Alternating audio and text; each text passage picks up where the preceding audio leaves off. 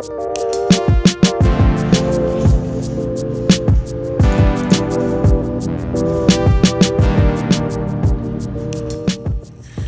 the portraits that I'm working on today are for a couple creative directors that I've worked with in the past, and these are portraits of them.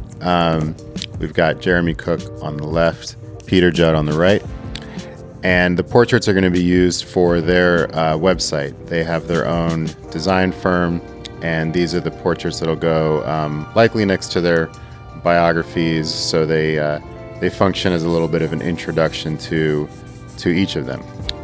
And despite the fact that they're wearing different things, have different kind of tones in the reference images that I was given, the challenge with these was to make the portraits look uniform and to make them have kind of the same mood, similar lighting, similar contrast. So that's what I'm sort of working with today. The drawings phase that I went through was basically I sent over a few sketches based on the reference images they gave, and then in those sketches I was trying to make sure that the lighting seemed consistent in both, that the facial expressions seemed pretty consistent. So for example, I didn't want to have one figure showing a full teeth smile and the other one more serious, so I wanted to make sure that that matched. And then as I go into paint, I knew that I wanted the colors to feel uniform. So the first thing that I did was lay down that sort of yellowish tone at the very beginning, and that yellowish color, it not only helps to make sure that all of the colors that subsequently go over top feel good and mesh well together and get along together, but it also makes sure that these two portraits look as if they're affected by the same light. So when I'm doing portraits in general, I will start with kind of a unifying color that really just binds things together. But in this case, I not only wanted the portraits to look uniform in terms of their own color, but they needed to match together as well. So after I put down that color, I like to go into the clothing, and I like to keep things loose and then decide later whether I want to tighten things up. So for example, I know that this scarf is going to have some detail in it. Some patterns are going to emerge. I need to in some ways show the lighting and get a sense of where the light source is. But I'm doing it pretty loosely, and I'm doing that because I know that the central focus is going to be the portrait, and so there's something to just letting sort of loose shapes describe the clothing, and not going into every single detail and trying to just render every thread. And then what I might do later is I might go back in and address some of the more loose areas. After I do that, I tend to go into some of the darker areas and redefine edges. So for example, going in on the eye right here, that's typically where you're going to see the darkest areas on the face. And I like to reestablish some of the lines with darker colors. And this isn't just black out of the tube or anything. I tend to mix my darkest colors by combining a phthalo blue and a naphthol red, and then I'll mix in a little bit of cadmium yellow as a means of muting that color. But the reason that I like to do that is because to me, when I work with solid black, I struggle with getting the colors to become very cohesive. So having something that's more of a dark purple, a navy blue, an indigo, maybe even a very dark kind of crimson red. If I find out later that I need to make the colors darker, I can always tend to that. But by mixing it with the colors that I have, as opposed to just going with black right out the gate, it again helps to make sure that the colors kind of look connected and feel cohesive. So now that I've tended to those lines, I'm going in with some darker colors and I'm trying to reestablish where the light's coming from. So that means going in and tending to shapes that describe the shadows. It doesn't mean just gray areas. It could mean areas that are a little more vibrant, but it does mean colors that perhaps aren't as bright as they could be. They're a little deadened by muted tones. And I also like to have fun in certain spots. So, right here I'm using browns, but in other areas I might put in some more violet colors, some more grays, some greens.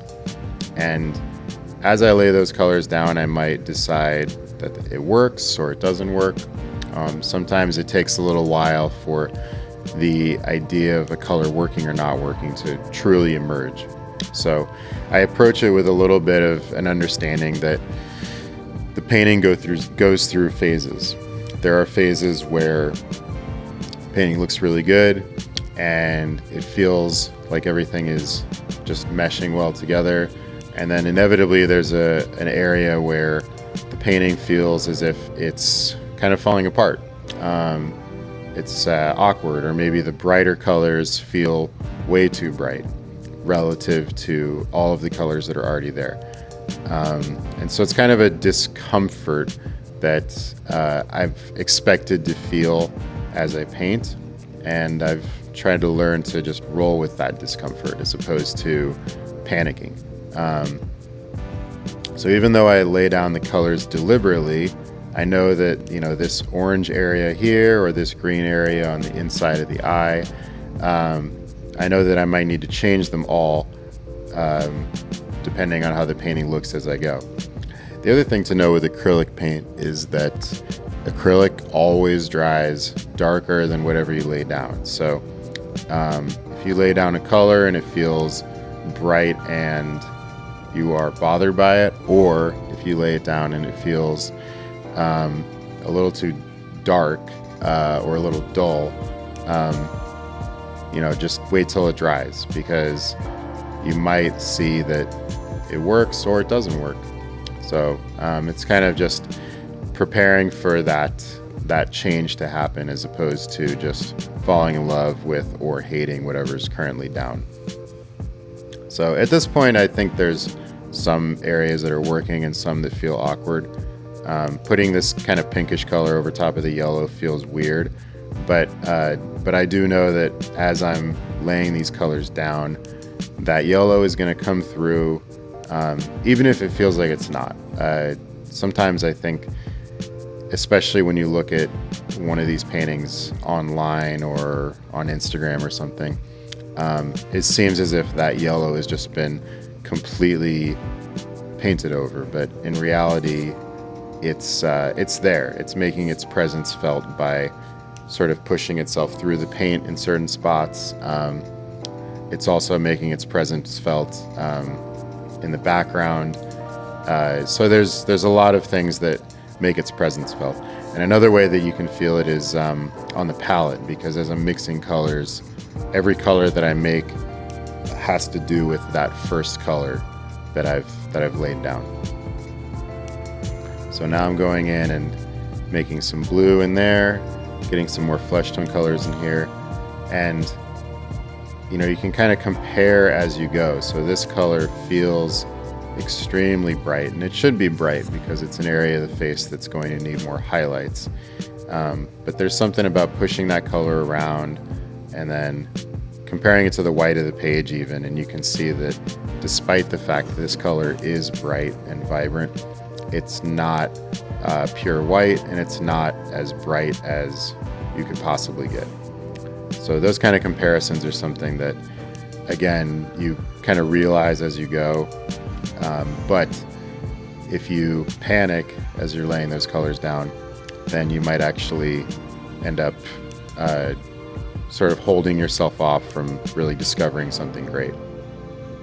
I like to wait until a little bit later in the painting to put down reds such as this.